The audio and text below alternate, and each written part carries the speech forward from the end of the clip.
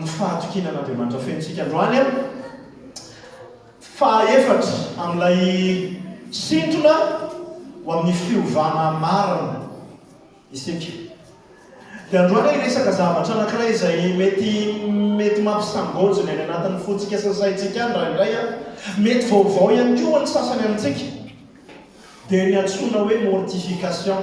Isika nefa mba naheno an'izany hoe mortification ray roa. Ok, isika rehetrarehetra zany dia iaino tsara an'izany hoe fampianarana momba ny mortification na hoe famonoana ny momba ny tena. Fantatsika fa ny Kolosianina toko 3:1 ka hatramin'ny 2 io no andiny soratra masina mivoy antsika amin'ity taona 2026 izay hidirantsika amin'ity herinandro avy ity izao. Mialoha tena ometsako an'ilay teny izay mino fa tena amerovero any anatsika mandritra ny taona rehetra dia te hisintona ny saintsika amin'ny teboka anankiray ity izay mety hoe mbola betsaka no tsy mahazo azy raha fahitantsika azy teo dia ny hoe famonoana ny momba ny tena.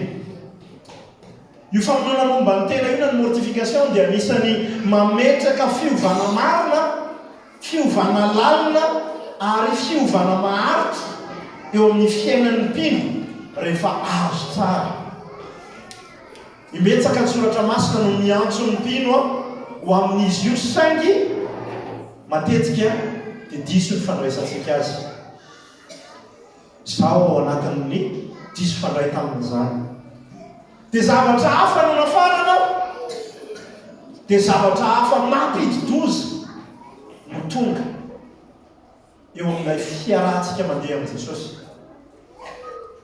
Inona ny karazana zavatra hafa izay mampididoza hitantsika mitranga rehefa tsy azo izay hoe mortification na hoe famonoana ny momba ny tena izay. Anisany anatin'izany ilay endrika fahazahoan'ny olona diso an'ilay mortification ilay famonoana ny momba ny tena dia hoe fampijaliana tena ilay izy. Na misy fomba fijery ihany koa izay filozofia sy fomba fisainana eritreretintsika mitovy amin'izay ilay hoe famonoana ny momba ny tena izay dia ny ascéticisme na hoe fandavana izay mety ho fahafinaretana noho i Kristy ozy izy tsika amin'ny fomba fandraisantsika diso, fieritreretana fa izay no ahatonga antsika ho ara-panahy kokoa. Ary ny loza miaraka amin'izay ihany koa raha ohatra ka tsy azontsika tsara ny atao hoe famonoana ny momba ny tena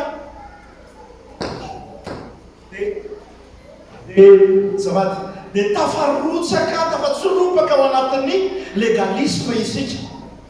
Na ny fiazahantsika anaraka fitsipika maro samihafa, lalàna maro samihafa mba hanamarinana antsika kokoa eo anatrehan'Andriamanitra.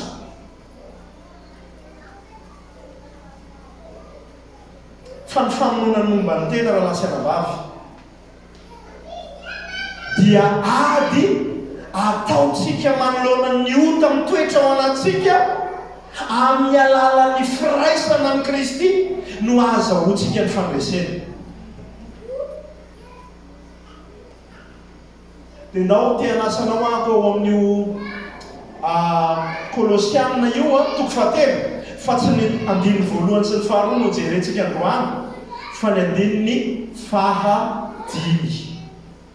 Kolosianina toko 3 andininy fahadimy. Dia raha antsika mamaky ndao mba hiaraka hamaky isika rehetrarehetra tao anatin'ny efitrano foikely andiny soratra masina fa ndao hiaraka hijeritsika. Ndao ary hiaraka hamaky rehefa hita miandry kely izay. Ndao ary isa 2 koa vonoy momba tenanareo izay ety an-tany dia fijangajangana, fahalotona, firetam-po, fanirian-dratsy ary fieremana dia fampotsampy izany. Raha nanana fotoana dia novakiko hatrany amin'ny andininy 7 izay 2020 fa izao te apresika atsika andao isika any an-trano samy amaky any Kolosiana toko 7 ray manontolo mialohan'ny iafarany zao taona zao mialohan'ny alarobia ndao mba samy amaky eo amin'io Kolosiana toko 7 avokoa isika fa io andiny anankiray io fotsiny ny rahantsika mijery androany mandity Paul eto hoe vonoy dia izy nefa tsy hoe mandidy fotsiny fa ny amin'ny passage hafa izy any amin'ny toerana hafa dia maneho atsika ny fomba ahafahantsika mamono amin'ny momba ny tenantsika ety an-tany amin'ny Romanina toko 7:17 tapany by ohatra dia mahita isika ny zany fomba ahafahantsika mamono ny momba ny tenantsika ety an-tany zany fa mialohany idirako lalindalina kokoa anatin'izay hoe mamono ny momba ny tena ety an-tany zay dia misy ataoko hoe arem-pana sy misy zavatra atao hoe mifanipaka amin'ny lafiny iray kanefa ny réalité iainan'ny mpinjana indray an' Jesosy Kristy resahany Kolosiana toko 7 izay tiako fantatsika tsiraray avy dia ny hoe isika izay ety an-tany ampioarina amin'ny isika miara-miarina amin'ny Kristy ao an-danitra miaina amina monde parallèle isika zay no tiako ampidirana an'ilay izy aloha miaina amina monde parallèle isika ny eo amin'ny Kolosiana toko 7 andininy 7 ao ny anankiray io le monde anankiray iainantsika dia ao amin'ny Kolosiana toko 7 andininy 4 io lay monde anankiray ihany koa lay réalité anankiray iainantsika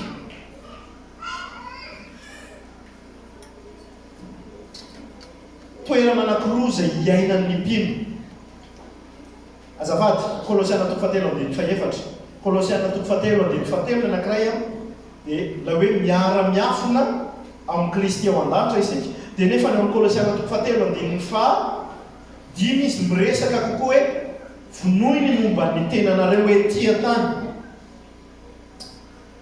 zany hoe miara-miafina amin'ny Kristy any an-danitra isika leo amin'ny 7 dia réalité na toe-java misy mbola tsy iainan'ity nofotsika ety kanefa iainatsika na dia tsy tsapatsika azy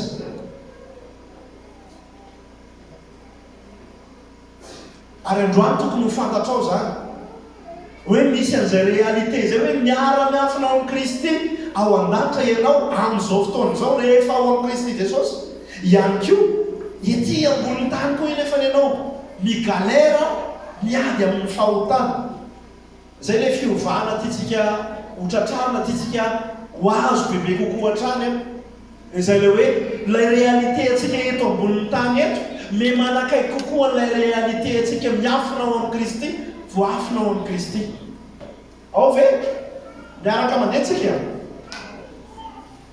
ambaran'ny Paul eto fa iainatsika tsy tapaka io réalité anankiroa rehefa ao amin'ny Kristy isika la hoe isika mbola miady amin'ity nofo ity sy la isika efa anatin'ny miara-miafina amin'ny Kristy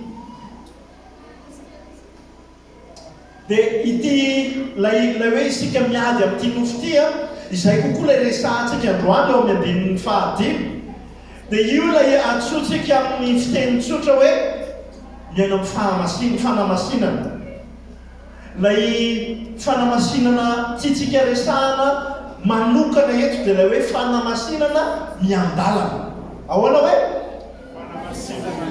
sanctification progressive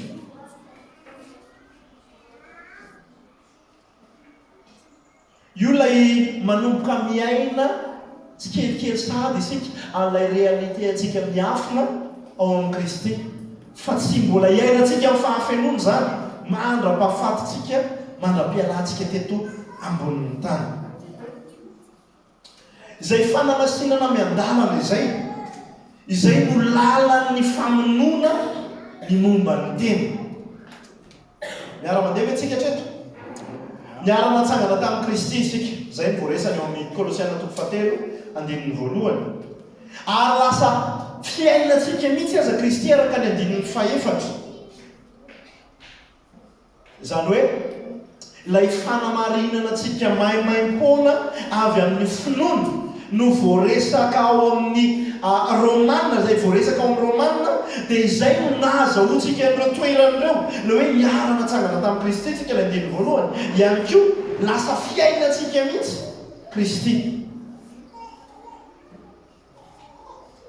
Fa izao marina tanteraka hoe resy ny hery sy ny fanapahan'ny fahotana no ny finoantsika amin'ny Kristy. Fa izao mbola anatin'ity nofo mampanao izay tsy sitrakitsika ity isika. Impirimpiri moa zasainao no hoe tena fa maninona ry any nanao an'izany, fa maninona ry any mbola ohatr'izany any. Zany eritreretiko hoe fa mba nandroso tary amin'ny fanahafana bebe kokoa amin'ny Kristy, fa maninona ny mbola ohatr'izao. Dia izay nefa le izy mbola anatin'ity nofo mampanao an'izay tsy sitrakitsika ity isika tsiraray avy. Ny Romanina 7:7 dia milaza amintsika hoe ary izay notendreny no nantsoiny koa, ary izay nantsoiny no amarininy. Inona le no amarininy? To raha jerentsika ny Baiboly amplifié dia ataony anatin'ny inona moa zany le bracket anatin'ny fonoteny, tsy tena fonoteny loatra moa zany fa dia fonoteny. Hoe inona le hoe no amarininy? Dia hoe ambara fa afaka tamin'ny fanameloana amin'ny ota. Fanameloana amin'ny ota azavady indrindra. Koa izay azavady averiko indray le 7 teo. Ary izay notendreny no nantsony koa, ary izay nantsony no amarininy. Io no amarininy io zany le hoe ambara fa afaka tamin'ny fanameloan'ny ota. Ary izay no amarininy no nomeny voninahitra koa.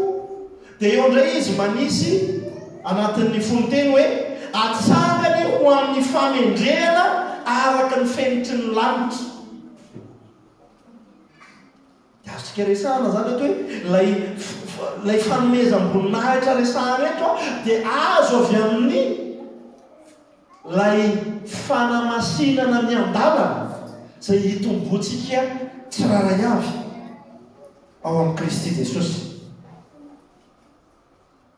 Ary io lay fanamasinana miandalana io no iarahantsika miasa amin'Andriamanitra ny ahatanteraka azy bebe kokoa eo amin'ny fiainantsika. Betsaka amintsika no mipetraka aty amin'ny saina fotsiny lay izy, fa tsy lay fahalalana avelantsika mandrodana izay tokony ho arodana rehetrarehetra anatin'ny fiainantsika, lay fahalalana, fa mbola mipetraka miantona ao anatin'ny fatantsika fotsiny lay izy. Dia androany isika hijery bebe kokoa an'izay le hoe ahoana no fomba tena hoe androdanantsika tanteraka miaraka amin'ny herin'ny fanahy mazava ho azy. Zay le Romanina 7:3 tapany by no resahako teo. Inona lay momba ny teny ety an-tany izay mila vonoinao? Dia resahan'ny soratra masina izy, resahan'ny Paoly tsara mazava ho azy, mazava be mihitsy hoe koa vonoiny momba ny tena anareo izay ety an-tany izy dia fijangajangana, faharotoana, firetam-po. Io lay antsoina amin'ny teny frantsay hoe les passions zay raha ny tena izy tsy lay passion lay hafanam-po lay resahana eto, fa firetam-po amin'ny zavatra ratsy nefa ny mampientanentana ny fotsika na tiany ny fotsika, iretany fotsika. Fieremana. Inona le fieremana? Tsy fierenana le any an-tanànanay fa fieremana zay fitiava-karena. Zay ny tena tiany soratra masina resahana anatin'izay fieremana zay. Rehefa mamaky ny Baiboly diema isika dia mahazo mazava kokoa satria voambolana ty aoriana no ampiasana ao amin'ny boky diema, Baiboly diema, dia manampy antsika ahazo amin'izy. Amin'izao moa misy an'ilay application an'izay manana telefôna matsiro saina, misy an'ilay hoe YouVersion. dia io a tena afaka ny alainao ao daholo zay karazana dikateny rehetra dia misy an'lay afaka mampitahy ianao a rehefa avy eo misy afaka anaovanao fampitahana hoe compare dia eo ianao mahita hoe rehefa misy teny tsy azonao dia hitanao amin'ny frantsay amin'ny anglisy amina karazana baiboly samihafa amin'ny frantsay baiboly samihafa ary amin'ny teny malagasy ihany koa amin'ny baiboly samihafa dia mety manampy antsika mahazo kokoa an'ilay teny ilay izy fa zay le fieremana dia io fieremana io dia ambara soratra masina hoe dia fanompo-tsampy izany ozy izy dia mbola mampirisika atsika any ako mamerina fandroany hoe mialohan'ny gadonan'ny taona vaovao dia ndao amaky an'io kolosianina toko fahatelo isika mianakavy ary dinio lalina kokoa dia mino fa hiteny amintsika bebe kokoa Andriamanitra amin'ny alalan'izay fa makitsika ny tenin'Andriamanitra izay fa ireo zavatra efatra voalaza ao ireo fijangajangana fahalotono fieretam-po ary fieremana dia ireo no ifantohantsika ary raha jerentsika le izy ohatrany hoe avy amina surface hita ety ivelany miditra amin'ilay lalina bebe kokoa makany anatiny makany amin'ny fotony la hita ety amin'ny surface i Paoly ao anatin'ilay izy fijangajangana ohatra ny zavatra fahotana hita ety amin'ny surface fa ao ambanin'izay fijangajangana zay misy ny fahalotonana ny fisainandratsy ary ao ambanin'izay ndray ao ambanin'izay dia misy ny firehetam-po na hoe filana zay tsy voafeh ao anatsika eo ary ao ambanin'izay filana tsy voafeh zay misy an'ilay fieremana na hoe fanompo-tsampy ozy isika hoe eto alonga mantsy Andriamanitra no ahafapo ahy fa ty zavatra ty no ahafapo ahy miresatsika fijangajangana resahan'Paoly eto fa andaotsika mbola andeha hitatra lalina sy lavitra rehefa avy tsika mbola andeha hanao andinika ny tenatsika ary mino fa tsy etra any fa eritrereto inona ny ota malaky mahazo anao dia jereo zay le surface fa mbola misy ataoko hoe lafiny anakiefatra makary amin'ilay tena fototr'ilay fahotana dia matetika ny fototry ny fahotana iny dia fanompo-tsampy ny fieritreretana foana hoe amin'ity zavatra anankiray ity angambany Andriamanitra tsy hainao no ahafapoana tsy hainao no avitan'ity fa aleo anaovako azy aleo zany anao azy aleo zany ezaka ny ahafapo ny tenako misy ny sampony fo zay mitondra atsika makany amin'ny filana tsy voafeh avy any amin'ilay fototra indray zany no mandeha miverina makany amin'ny surface ary mahatonga fisainandratsy voatorotoro ao am-potsika ka mampanoto atsika izay mila fatantsika le mekanisme an'ilay fahotana satria io mekanisme io no tiany fahavalo ito hiasa foana ao anatinao dia atonganao tsy ho ao amin'ilay fiovana zay tian'Andriamanitra hiasanao aminao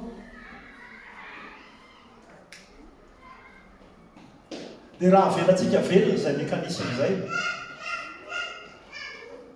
dia manimba atsika eritreretrana vaombolana ampiasaka eto raha avelantsika velona izay mekanisme zay dia manimba atsika tsy miresaka zany zao eto hoe iny ianao zany fa dia tena iny fa rapino ianao miresahako eto fa raha tsy pino ianao mazava ho azy mbola tsy ao anatin'izany sehatra zany fa rapino ianao no resahantsika eto tsy hoe arian'Andriamanitra tsy voavonjy intsony ianao fa simbany ianao simba ny fiainanao zay ny olana ngezabe ao anatin'izay lasa tsy maneho an'ilay voninahitry'Andriamanitra zay tia hiparika ao amin'ny fiainanao ny fahotana dia tsy fandikana fitsipika fotsiny azay mila miala ao anatin'ny fisainantsika zay raha lasa nabavy ndao mba miaraka amin'ny fantoka kelyntsika matetika ny fieritreretantsika hoe ny fahotana dia ilay zavatra hitatsika hoe bon fimamona jangajangana fandaingana alatra sy ny sisa sy ny sisa vokatra reny fa lay fotsika corrompu na hoe fa simba ny fahotana izay ny tena fototry ny fahotana ary zay ny mila jerena lalandalina kokoa ny fahotana dia fanompona ny sitrapo. Tahaka ny milaza ianao hoe ity mihitsy aloha ny ilaiko, ity no ahafapo ahy, fa tsy ianao Andriamanitra. Raha amin'izao ora fotoana izao, ity aloha mety hoe lay ino no mety ahavotra anao ohatra, fa tsy Andriamanitra. Ozy izy ianao dia lasa ianao miteraka mamorona laingy. Na ozy izy ianao hoe anatina orinasy ianao dia misy varavarana misokatra ahafahanao mahazo vola be tampoka, dia ozy izy ianao hoe fantatrao tsara mihitsy hoe tsy araka an'Andriamanitra ilay izy. Dia ozy izy ianao hoe ty angamba ilay mety ahavonjy anahako, fa tsy ianao Andriamanitra, dia andeho ataoko ty, sy ny sisa sy ny sisa. Dia ataontsika hiresaka rehefa fantarantsika tsara zay mekanisme ny fahotana zay, na zay le hoe fiodin'ny fahotana zay manimba ny fiarahantsika amin'Andriamanitra, manala ny fifaliantsika ka mahatonga antsika kristianina natao batisa amin'ny osary makirana, tena ohatrany hoe mangidy lava, feno fangidina, tsy misy fifaliana mihitsy. Dia iresaktsika ny fomba ahafahantsika mamono azy. Ahoana ny fomba hamonoana an'izany fahotana zany? Zany hoe ahoana no atateraka ilay tena fiovana marina. Dia ahoana ozy izy ny soratra masina? Vonoy. Ahoana hoe? Azony olona tamin'ny andron'ny Paoly tsara ny zavatra tiany voambolana nampiasan'ny Paoly teto. Raha mijerytsika ohatra hoe manao recherche fotsiny ao amin'ilay baibolintsika, ilay baiboly application protestante ohatra na manana concordance tsika, ka mijerytsika ilay hoe vonoy, dia any amin'ny testamenta taloha no tena betsaka. Dia ilay famonoana tao amin'ny testamenta taloha zay feno abibiny ho an'ny olona zay tratra manao ny tsy fanao ao amin'ny firenena Israely na ny fiangonana Israely. Dia atao inona leo? Troambato, tratra mijangajanga ohatra, na ny ray tamina biby ohatra le olona anankiray, na anatin'ny faharotona nefa manao zavatra miditra amina toerana masina sy ohatransa sisa, dia troambato atao maty, vonoana. Dia tahaka n'izay voambolana izay mihitsy ilay ampiasan'ny Paoly eto anatin'ilay famonoana ny momba ny tenantsika. Dia mbola miverina indray ako amin'ilay resary tary am-boalohany, mila mitandrina isika mba tsy ho lavo amina legalisme. Inona ilay resaka legalisme resahana eto? Ilay mamono ny fahotana mba ahazahoana sitraka eo anatrehan'Andriamanitra. Na ihany koa mila mitandrina ihany koa isika sao tafatsiropaka amina fahakamono. Adventiste zany tsika amin'ny lafiny iray, fa nefa ny kamo ihany koa isika iengagé amin'ilay ady, na hoe andeha anao ady amin'ilay fahotana zay mahazo atsika. Dia tsy tonga ho amin'ilay fiovana marina hoe miandro fahamasinana tonga ho azy, tsy tonga ho azy zany, tsy tonga amintsika ho azy ny fahamasinana.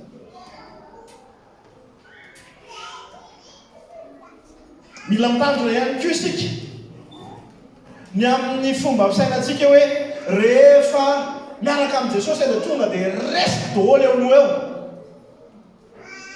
Zao dia zao, tsy miaina amin'ilay fanjakana efa sy mbola tsinany déjà sy pas encore isika, fa lasa tonga dia any amin'ilay déjà no ifatohantsika. Dia raha miaina amin'izay isika dia miteraka fahakiviana lalina. Ary zay ihany koa mila hitandremantsika hoe lasa tonga anatin'ny fahakiviana isika. Everinao fa resy tanteraka ianao na mbola anatin'ilay mbola mikombara, anatin'ny mbola miady azy. Ao anatin'izay fandrika mahampidi-dozo ireo anankiefatra ireo, misakana antsika tro amin'ny fiovana marina. Dia izay ny ilantsika n'ilay Romanina toko fahavalo andininy fa telo ambin'ny folo. Hoe tsy famonjentena fa misy hery, misy mpanome hery ahafahantsika mahavita ilay fiovana tian'Andriamanitra ho hita eo amin'ny fiainantsika dia tsy izy zany fa ny fanahy masina izay tsy hery fotsiny fa Andriamanitra fanahy, Andriamanitra ao amintsika tsiraray avy. An'ilay izy ihany koa tsy tokony ho vitany hoe avelao fotsiny amin'izao rangahy dia Andriamanitra nandray an-tanana an'io arak'ilay resahako tery am-boalohany. Na hoe alora ngazako anao ezaka mafinafy kokoa noho ny teo aloha ngambany mba ahafahako mandresy an'ity, mba ahafahako mahita teo fiovana. Tsy resaka an'izay ilay izy fa tena ilay hoe fanahy masina izay tarihin'ny fanahy masina ny zanak'Andriamanitra, izay iasan'ny fanahy masina, iasan'ny fanahy masina tonga antsika hanana hery ahafahantsika ho amin'izay fiovana marina, lalina ary mahitra izay. Zany hoe ezaka atosiky ny fanahy masina, fankatoavana voiziny fahasoavana, fihezahantena tarihiny filazantsara, ary ihany koa eran'ny fanahy no ampiasaintsika hoentintsika miady, hoentintsika mahazo ny fandresena. Mbola verikany ezaka atosiky ny fanahy, fankatoavana voiziny fahasoavana, fihezahana tarihiny filazantsara, ary ihany koa eran'ny fanahy izay no ahafahantsika mahita an'izay fiovana marina sy lalina izay. Dia ozy isika hoe amin'ny fomba tsotra ahoana marina zany, satria mbola ohatran'ny teoria be sy ozy isika hoe blablabla, fa tsy teoria be sy blablabla fa mila mipetraka zany rehetrarehetra zany, mipetraka izay satria mekanisme ilay zavatra miazona antsika eo dia misy mekanisme ihany koa hoentintsika miaraka amin'izay mamono an'izay. Dia ndaontsika hijery kokoa hoe ilay fahotana mahaky mahazo anao io ahoana ny ahafahantsika mamono an'io. Voalohany ao anatin'izany miasa roa ny fanahy masina, mampiariary anao hoe inona ny fahotana izay ilana fiovana ao anatinao. Zany hoe mangataka sika amin'ny fiarahantsika mandeha amin'Andriamanitra raha ohatra aloha ka hoe tsy misy fahotana iainanao mitohy, tsy mibebahanao, dia mazava ho azy miteny aminao, mampiariary anao an'ilay fahotana ny fanahy masina. Raha ohatra kosa ka hoe misy fahotana izay tsy mibebahanao ary tohizanao iainanao foana zay, dia tonga amin'ilay stady itsika hoe mangina ny fanahy masina, dia tsy maheno ninina mihitsy isika, tsy maheno fitarihan'ny fanahy masina isika, tsy miteny amintsika ny fanahy. Tsy hoe tsy ao izy, tsy ao izy, fa ao izy fa efa niteny aby teo izy ianao hoe efa raiky fa za tsy ilaha raha, dia aleo ary amindry, aleo araha hipetraka. Fa raha antsika izay velona ao anatin'ny izay miainan'izay régénération hiasa ny fanahy masina ao anatin'ny fiainantsika izay, dia mampiariary antsika ilay fahotana Andriamanitra. Tsisy amintsika eto manomboka amin'ny toro ka hatramintsika rehetrarehetra izay mety hoe farany majinika indrindra afaka ny maheno anazy sy mandray anako amin'izao, tsy misy tsy ampiariary ny fanahy masina an'izany fahotana izany isika. Inona ilay fahotana? Dia eo ilay fanahy masina mampiariary an'ilay izy antsika. Dia izao rehefa tenen'ny fanahy masina aminao ilay izy hoe ty, dia aza sarotsaromanao amboamboarinao hoe ovana ilay fiantsonan'ilay izy. Amin'izao ma tsy misy terme teknika be dia be sy misy fimandroso ny ataoko hoe ny siansa ara-psike dia amentsika anarana be dia be ilay izy hoe io anie tsy zao fa zao ny tena izy eo ambadikin'io e, dia manome alalana ny tenantsika tsy hiady amin'ilay fahotana izay fahariarin'Andriamanitra isika. Atsohy amin'ny anaran'ilay izy, aza mody sarosaroana, aza mody ovaina aka ohatra ako mba tonga ilay izy hoe mazava tsara amintsika. Rehefa miteny amintsika ny fanahy masina hoe ianao io tena olona feno avinavina. olona mpiavinavina anao dia tiako ianao zanako hiala amin'izany hiala amin'izany finiavina volana iainanao zany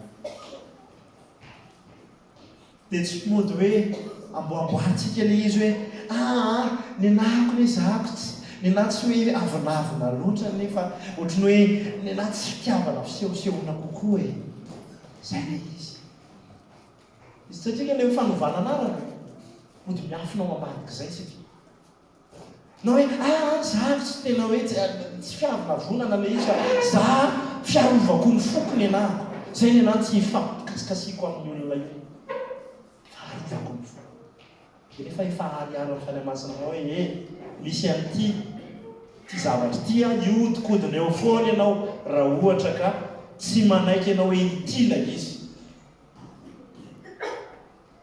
zay aloha voalohany ampiariaro ny fanamasina asan'ny fanamasina zany zay le miaraka amin'ilay miray lalana tsara amin'ilay romanina toko fahavalo fatelo ambin'ny folo fahafaharoa dinio sy ataovy mazava tsara ao anatinao ny lainga ampanantenan'ny fahotana anao ampanantenan'ny fahavalo anao ao anatin'io fahotana io ao ve averiko indray dinio sy ataovy mazava tsara ao anatinao ny lainga zay ampanantenan'ny fahavalo anao ao anatin'io fahotana io mbola nihery ny fanamasina ihany zany miaso ao anatin'izay amintsika tsiraray avy miteny amintsika mitarika atsika alala ny fandriky ny fahavalo sy ny laingany raisiko le fiavina vonana teo la fiavina vonana ohatra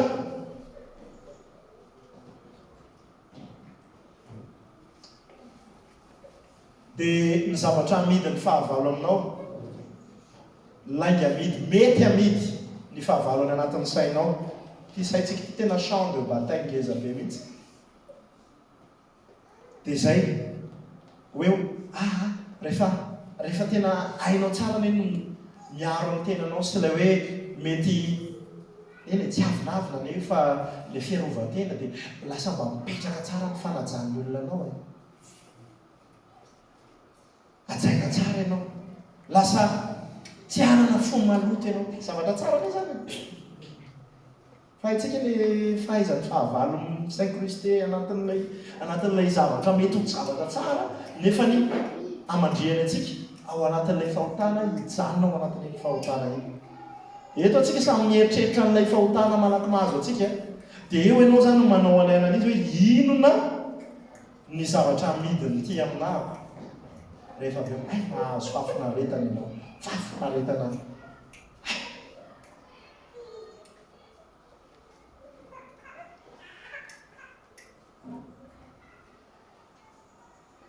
da mety tsiko sanatrian'izany mety misy anatin'ny voafatotra anatin'ny fitsangajangana fiarahana amina olona tsy vadinao ianao dia ozy izy lay fandrika ao anatin'ilay izy hoe fafinaretana mena fafinaretana ianao tsy voatery tena isy engagement be na ohatr'izany fa tsy manao fiainana ohatrany olona rehetrarehetra ny olona rehetrarehetra ne manao an'izany mba miaina tahaka ny olona rehetrarehetra ihany koa ianao mba olona tsy boriny ianao amin'izay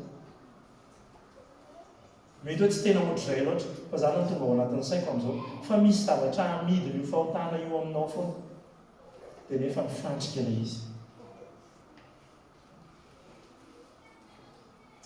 dia ozy izy zay tamin'ny mbola kely hoe marina ve zany langa be zany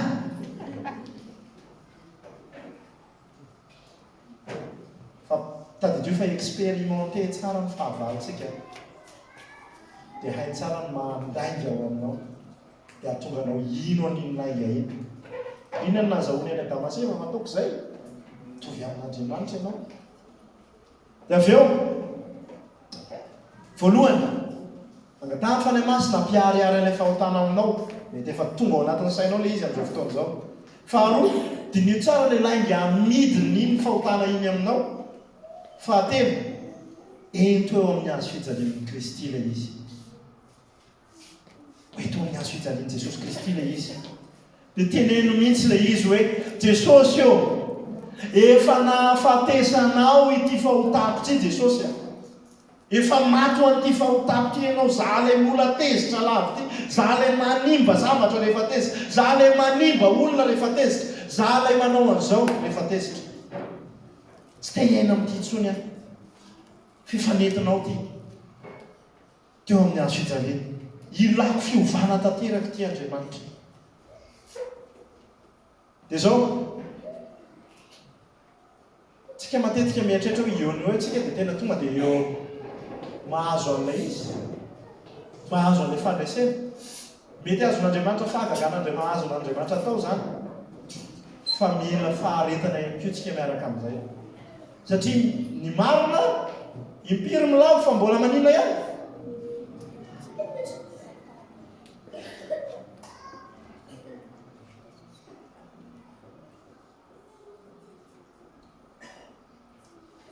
Matoa Andriamanitra miresaka amin'ny tenin'Andriamanitra iray. Matoa i Jesosy niteny tamin'ny Petera zany no niteny hoe tokony mamela impiry anatin'ny ray andro. Ny rahalako izy. Na ny anabaviko mety anabavy miora zany zao anabavy malalako ao amin'ny tompo. Dia impiry no tokony hamela izy.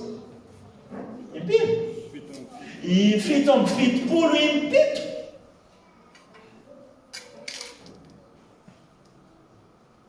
Misy antony zany rehetrarehetra zany.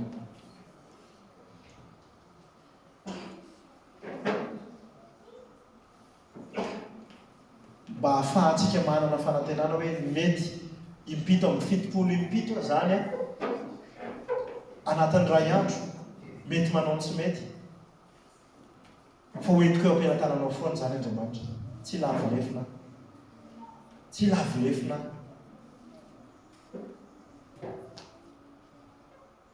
Misy amintsika mety efa anatin'ny taona maromaro miady amina fahotana mangataka amin'Andriamanitra fiovana palpable hitsazo sapahitanana. Dia tia hampahery anao aho. Ekeo ilay izy fa voalohany la antsoy amin'ny anarany mihitsy aza lokolokony. Fa izay hoe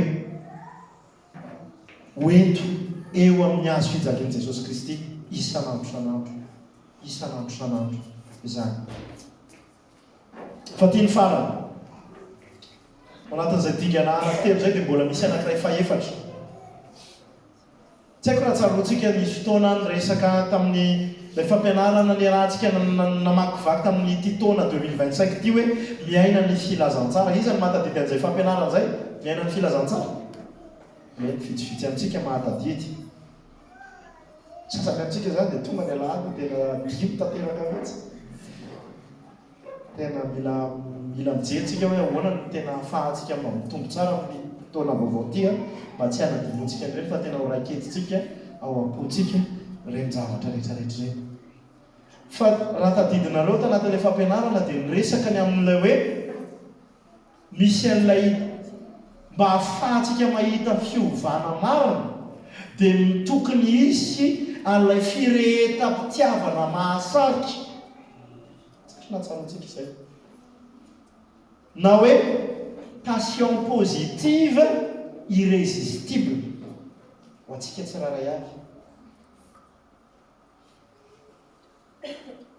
Miresaka tsika amin'ilay terme hoe miova fo. Dia ao anatin'izay miova fo izay dia tokony miova faniriana lalina isika. Miaraka amin'izay fiovam-po izay. I Thomas Chalmers no niresaka an'izy io hoe mba hisy fiovana marina dia mila zavatra iray tsara lavitra ahasarika atsika sy haharesy lahatra atsika io fotsika io hialany amin'ilay fahotana izay manany teo aloha.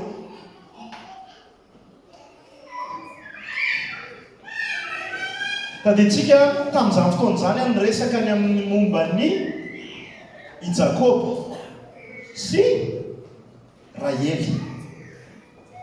Tamin'ny niasa voalohany aloha fitotoana voalohany i Jakoba mba ahazahoany any Rahely dia iza no nomena azy? ny alina nomeny azy. Miala tsiny amin'ilay zavatra resahan'ny Baiboly hoe ohatrany malemy maso njolona maso le tsy io le tadiavo.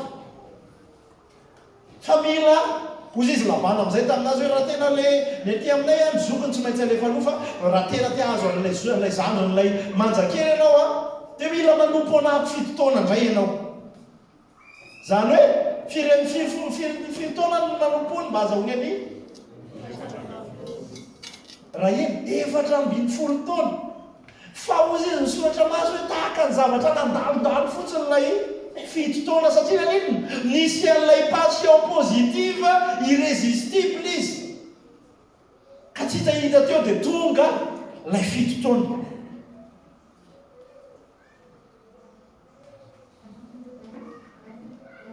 Mila n'izay firehetam-pitiavana mahasarika izay zasianao. Ary iza io tokony Kristy sy ny fanjakana. Io ny tokony hananantsika firehetam-pitiavana mahasarika. Dia hitentsika Kristy mahafinaritra fa leo amin'ny fanjakany Kristy eo ihany. Fa miteny aminao fa tsy hahita fanjakana tsara lavitra ohatran'ny fanjakany Kristy ianao.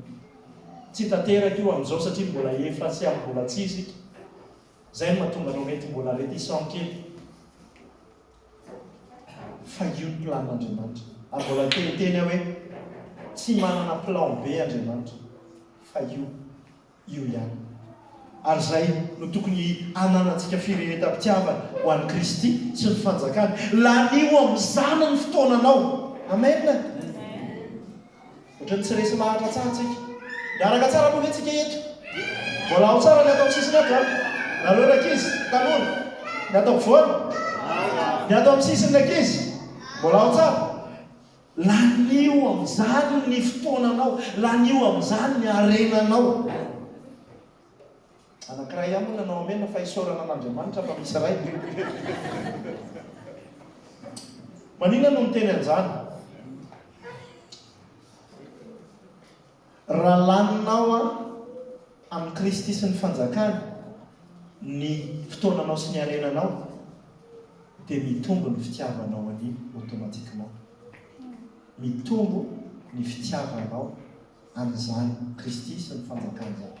Mety mahatonga anao mbola tsy tena mitombo amin'izay fitiavana an'i Kristy sy ny fanjakany zay dia satria mety tsy laninao. Mety ozy izy ana fotoana ananako zany tsy manina tsisy olona tsy maharary anao le izy. Fa arena aloha hieritreritra kely. Ary raha tena izy saika momba n'izay resaka vola izay mihitsy noho ny resahako androany. Fa ozy izy hoe aloha no fo dia hiresaka momba ny vola isika, momba ny arena isika amin'ny fotoana mapety araka ny fitiavan'i Jesosy azy. Fa ahoana mahatonga na mahasamy teny an'izany? Ozy izy misoratra maso no amin'ny Matitiko 9:20. Hoe ahoana ozy izy eo? Any amin'izay misy ny arenanareo dia ho any mazava ho azy ny fonareo.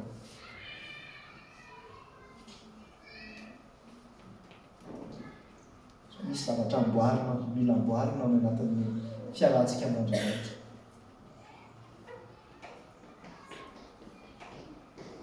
Any amin'izay misy ny arenantsika sao tokony hanao investissement bebe kokoa ianao amin'izany Kristy, ilay fitiavana amin'ny Kristy sy ilay fitiavana amin'ny fanjakana na amin'ny fotoananao na amin'ny arenanao.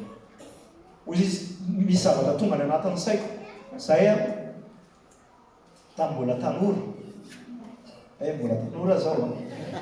Fa tamin'ny mbola tanora kokoa hitako hoe 10-12 taona, 14-12 taona, 10-12 taona, 13-12 taona niakatra ka hatramin'ny 7-12 taona tao.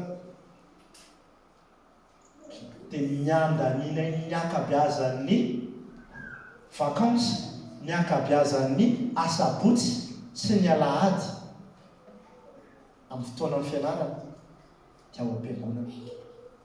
Dia ozy izy hoe misy zavatra lôjika ihany raha ohatra ka nitombo fitiavana ny fanjakan'Andriamanitra bebe. Ary tena te hampirisika anareo ako ray aman-dreny manana zanaka mbola azonareo fehezina tsara. le tsy azonareo feheziny ireny mo ataontsika akory fa zay tiany any io aloha dia ray andro any izy mbola iona amin'ilay mpanao azy satria izay mihitsy hoe ataovy izay ataonao amin'izao a mifalia ataovy izay tany mifonao fa dadio fa mbola iona amin'ilay mpanao anao ianao fa tsika mbola manana n'ilay zaza mbola azontsika fehezana hoeto ireny zavatsika hoeto izy amin'ny fotoana izay ahafahantsika miaraka dia miverenao kely amin'ilay olona ohatrany hoe ozizako hoe lôzika be ilay hoe hitombolilay fitiavana amin'ny fanjakan'Andriamanitra rehefa lanina kokoa ny fotoana misy olona isaka sabotsy makety foana mikarakara mozika manao zay ana sy zavatra maro isan-karazany ary zay ohatrany hoe mivoaka kely amin'ilay fampianarana amina dia hoe toko hoe mamindrafo amiko satria resaka ny fampiresana mpitarika mpitandrina tsy mpitarika ao maly zay hoe tady hitombo eo anivon'ny fiangonantsika voalohany indrindra ny hoe kolotsaina ny alahady maraina ihany alahady maraina samy mialatsika vao misy zavatra mety extra any io aza kitikitihana ny mombanay aza kitikitihana ny alahady apremidianay na ny sabotsinay tena mampirisika anareo ako ny sakaizy tena aokisika isokatra ho amin'ny zany bebe kokoa faharoa tady tafalatsaka ny anatin'ny fomba fisainantsika sy ny fiainantsika amin'ny mahafiangonanatsika lay kolotsainan'ny consommateur alatsaka ohatr'izay le izy a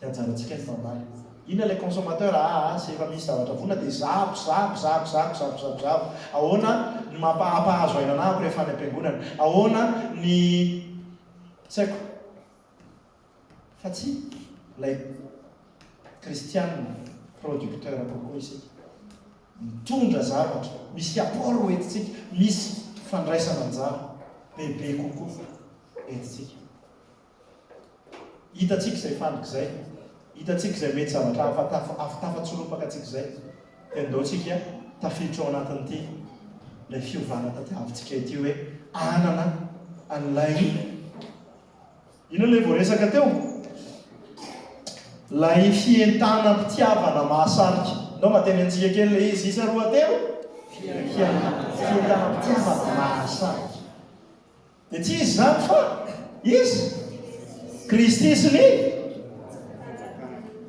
ary tsy azontsika sahady le izy Kristy sy ny fanjakany zay ilatsika anaovana investissement bebe kokoa hatrany tsaroviny Romanina toko 7:9 voalohany ao anatin'izany rehetrarehetra zany rehefa ampiatra an'ireo tsika eo amin'ny fiainantsika hoe angataka ny fanahy masina ampiariary an'ilay izy antsika avy eo tsika andinika hoe inona ny tena fandrika amidiny fahavalo amidiny ty fahotany ty amiko hoe tsika eo amin'ny azo fijalian'i Kristy le izy omboatsika tena tenenitsika isan'andro san'andro hoe ty zavatra ty indraindray atsika mety matahotra ny anonona le izy eo anatrehan'Andriamanitra menatra fa tsy mahamenatra an'Andriamanitra satria fantany io miariary aminazy io hitany foana io e fahatelo mila manana alay fientana mpitiavana mahasarika isika i Kristy sy ny fanjakana toeraka hitsangana isika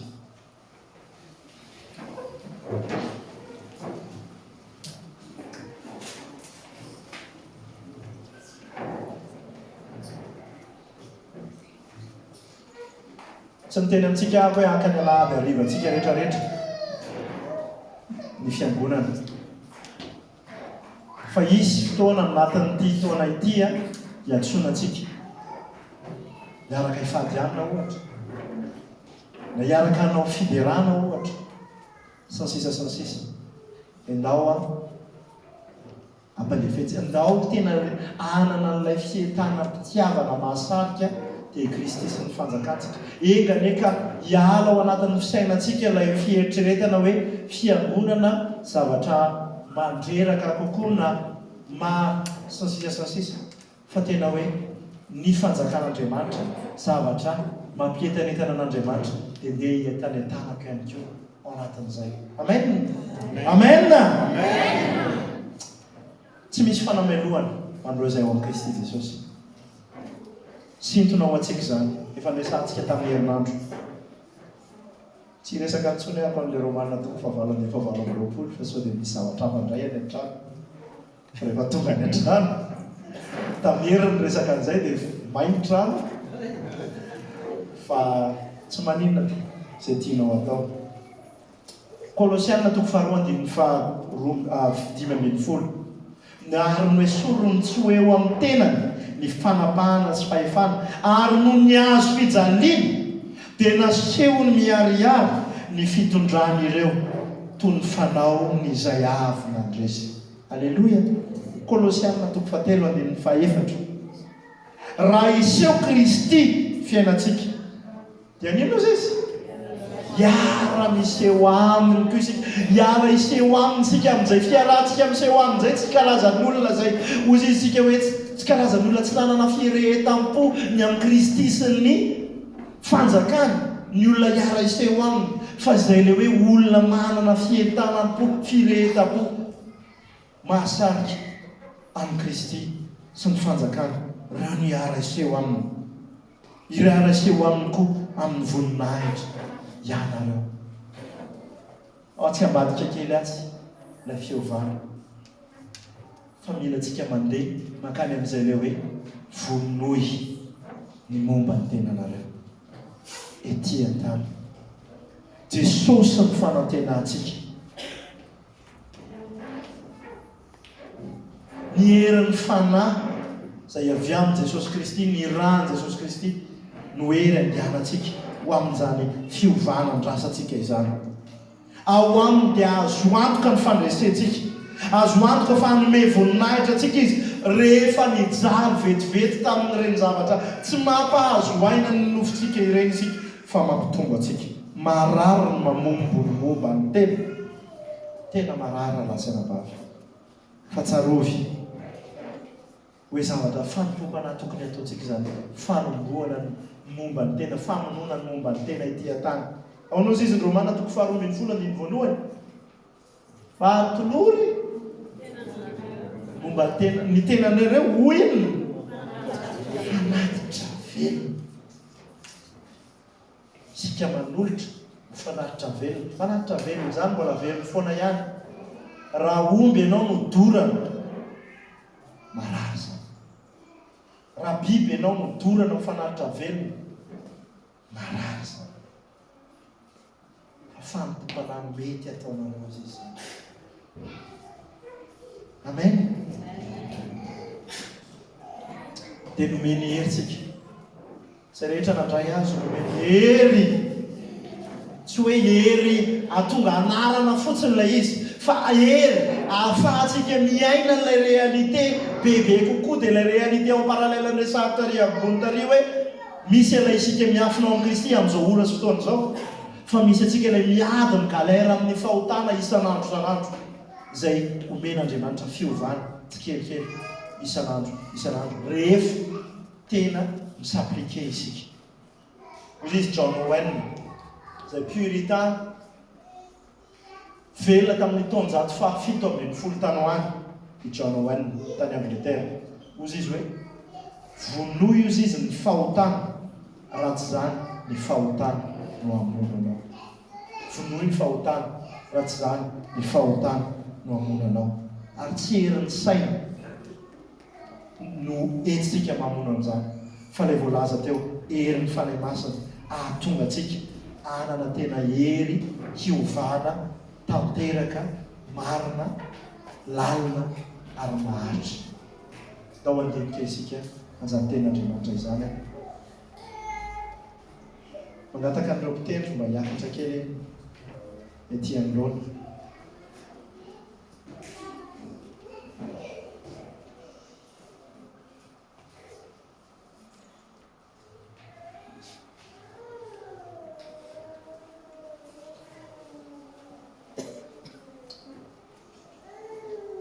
Aza mijery fotsiny fa tena saina, aza mivarina amin'ireny tendry miakatra iny fa tena saintsaina izany zavatra rehetra.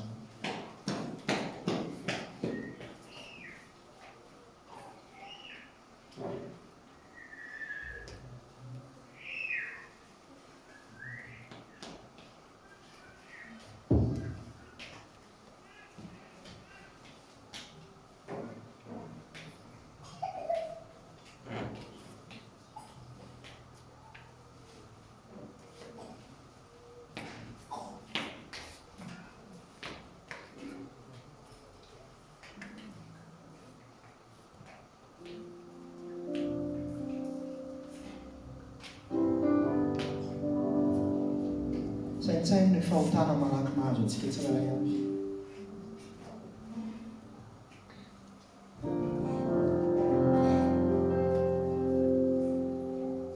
Dia natao andresy an'io isika, omen'Andriamanitra fandresena isika, omen'Andriamanitra fiovana isika. Rehefa matoky azy, rehefa miara-miasa, miara mandeha aminy amin'ilay fanamasinana, dia ilay fanamasinana miandalana, ilay sanctification progressive.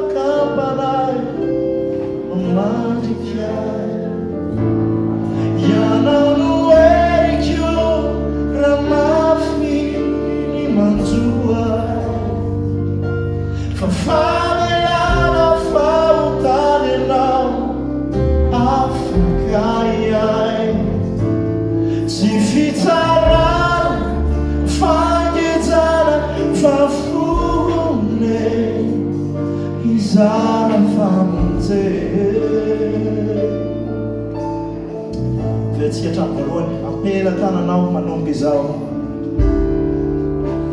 Ampela-tananao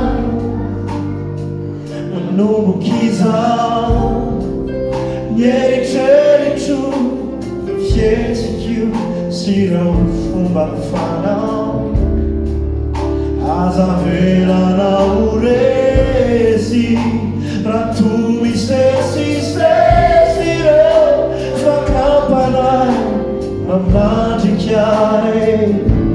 Ianao no erik'io raha mafiny manjoay, fa famelana fahotany ianao afaka iay. Tsy fitsarana fankitsarana fa fonena mizara famonjena. Ascenda caminhandeira, rascenda caminhandeira, cachucha canidi, lazawai fanyaro, timiuvani fitio, amuare nati qua, fitiava uva. Não vês que anda sempre a menzeira, a seja canhanzeira, cachucha canidi, lazawai, fanyano, simiuvani fiti, amboare nati qua, fiti avauva.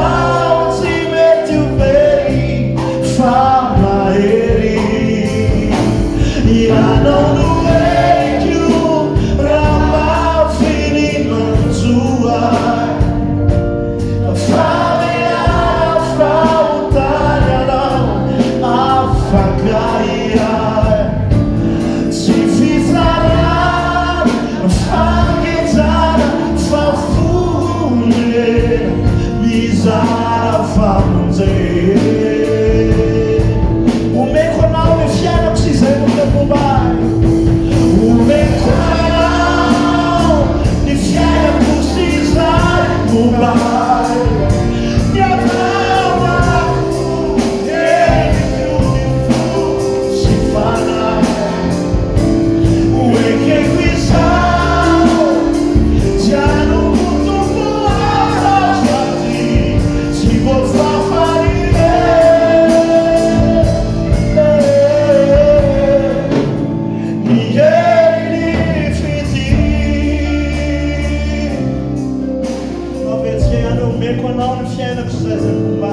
umekuwa